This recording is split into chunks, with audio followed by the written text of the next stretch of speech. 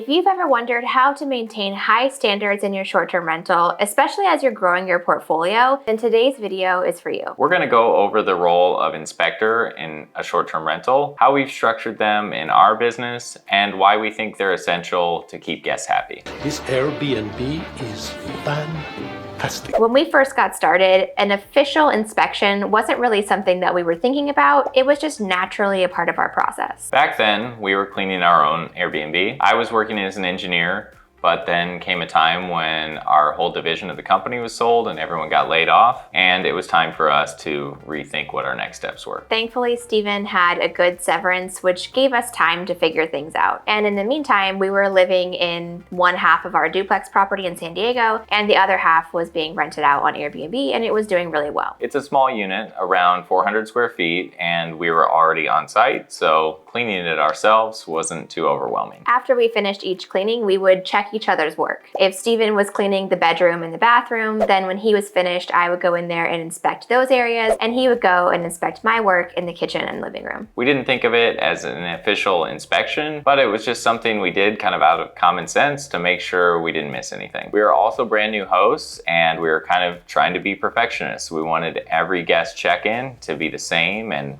every guest to be happy with their stay. About a year later, cleaning started to become too much. Steven had a new job and I was staying home with our son, but bringing along a toddler to do cleanings was getting to be difficult. I would bring up a pack and play and put him inside, but once he figured out how to climb out of there, we knew it was time to outsource. I thought I saw a baby crawl around the corner. So we hired a cleaner, but we kept the habit of checking their work ourselves. And at this point, the inspections were more than just checking cleaning accuracy. We used the time to restock supplies, set out some snacks, and then organize kitchen cabinets and make sure everything looked great. Then in 2020, everything changed. It changed for everyone, we know, but that spring we found out that I was pregnant with my daughter. And all of that time at home during the COVID lockdowns made us realize that we had outgrown our space. The downstairs unit where we were living was barely 500 square feet, so the idea of adding another person to that mix really stressed us out. We weren't sure where we wanted to be living long term, so we decided to rent a larger house away from the beach for about a year and then figure out what we wanted to do next after that. Moving out of our duplex meant that we were able to rent out both units short term, and the great thing about that was the income that we were bringing in for short term rentals was covering the mortgage for the whole duplex plus the cost of us renting another house to live in. We were only about 15 minutes away from those properties, so we could still handle the inspections ourselves, but with a new baby coming and our property management business had been growing, we started to look for some help. Our management business was mostly growing out of town in the Palm Springs area, which was about 2.5 hours away. So we were finding ourselves driving out here multiple times a month for onboardings and setups. Yeah, so we definitely needed some help for those times when we were out of town. So it just so happened that one day Kylie was talking to our neighbor at the beach, and she's a college student, and Kylie kind of described what we needed, and she said she'd be on board. So that's how we hired our first inspector. It was the perfect setup because she literally just had to walk across the alleyway to get to our property. And since the units are so small, inspections only take about 20 minutes. We paid her $25 per inspection, which I think she thought was fair use of her time, and it was a great help to us. So those units were pretty busy, turning over a lot, which amounted to a few extra $100 a month for her. And she could handle things like some basic maintenance or replacing batteries and troubleshooting anything that came up while we were gone. Eventually that neighbor moved away, but she introduced us to someone else nearby who took over that role. And as we expanded into other markets, we started to tweak our process a little bit. There were some places where we didn't have an inspector nearby, and so in that case, what we would do is have a cleaner do an inspection themselves and send us videos of the completed areas of the house. But the key message to our cleaners is that the inspection needed to be a separate step after they're packed up and done cleaning.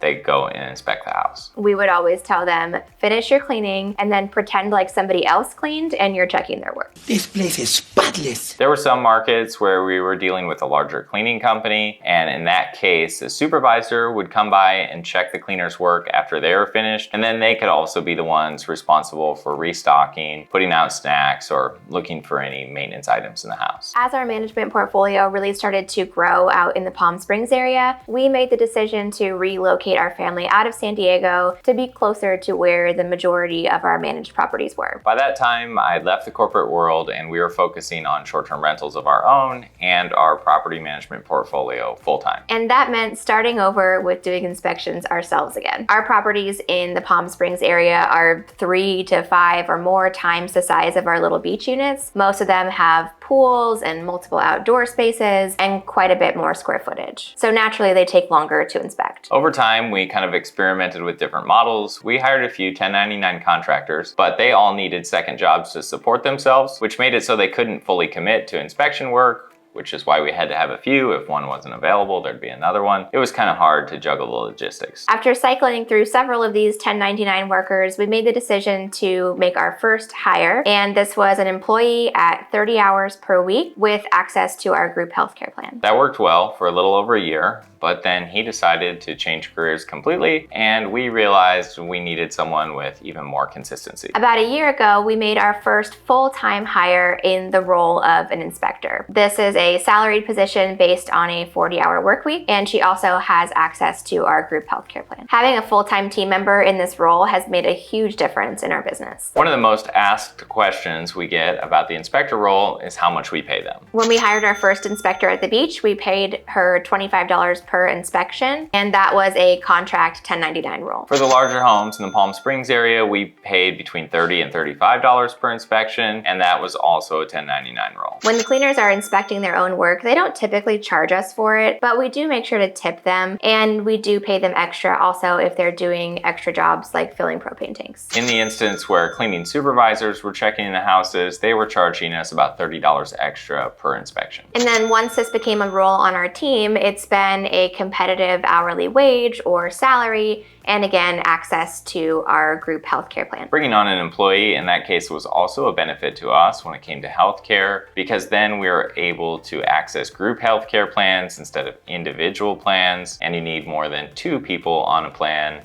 to get the group benefits. Insurance is key. Another question we're asked often about the role of the inspector is, where do we find these people? Most of our hires came from people we already knew, whether it was neighbors or cleaners. Or right now, our inspector at the castle in Albuquerque is a friend of a friend who is also in the short-term rental business but has extra time, and he was interested in doing this job for us. But there have been times when we needed to expand our reach and network, and we've used Facebook groups for that. For our employee hires, we've used WiseHire, and we've had a good experience with that. It's a monthly subscription where you pay for the number of months that you need until you fill the position, and then you can pause your account. And what WiseHire does is pushes out your job posting to all the major job platforms and then aggregates all of the resumes received onto one dashboard. Every time we've used WiseHire, we've received a ton of applications, in the last case over 200 resumes, so it's a good way to get visibility to your job posting. You also might be wondering why we put so much emphasis on these inspections, why we've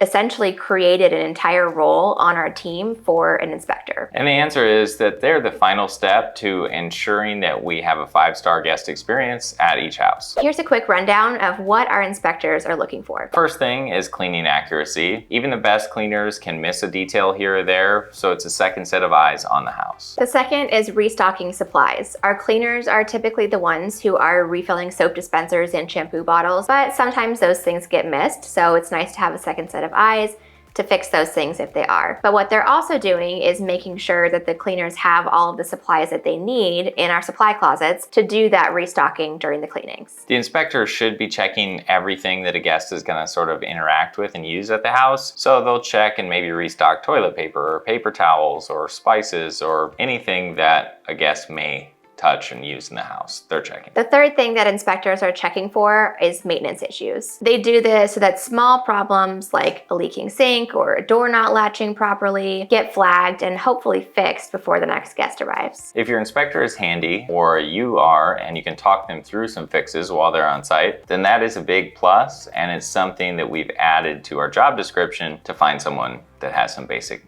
handy skills. We also give them a basic set of tools and keep them stocked with essentials like batteries and one of those little drain weasel things to get the nasty hair out of the drains. Yep, those things are clutch. Sometimes you need to get the hair clumps. Drain hair. The fourth thing that inspectors are checking for are presentation details. They are straightening out decor, fluffing pillows, and just making sure everything looks polished. And the fifth thing that inspectors are checking for is amenity functionality. So they are turning on and off all of the light switches in the house. They are running hot water in the sink to make sure that the hot water is working correctly. And they're lighting the stove burners to make sure there's no issues there. They're also turning on all the TVs to make sure the remote is there, batteries aren't dead, and that the TV is logged into the YouTube TV subscription that we provide. A few weeks ago, we did a full video on TV setups at short-term rentals, and we'll leave a link to that video in the description box below. Whether you're self-managing one Airbnb or running a full-time property management business, having a solid inspection process is crucial in our minds. For solo operators, it ensures that nothing is getting missed, but for property managers, it becomes even more important. Inspecting a property before each and every guest is something that I think sets us apart from the larger operators in our area and ensures that we always have a top-notch guest experience. Let us know in the comments if you have an inspection process set up currently for your short-term rental. And if not, let us know what your biggest challenge has been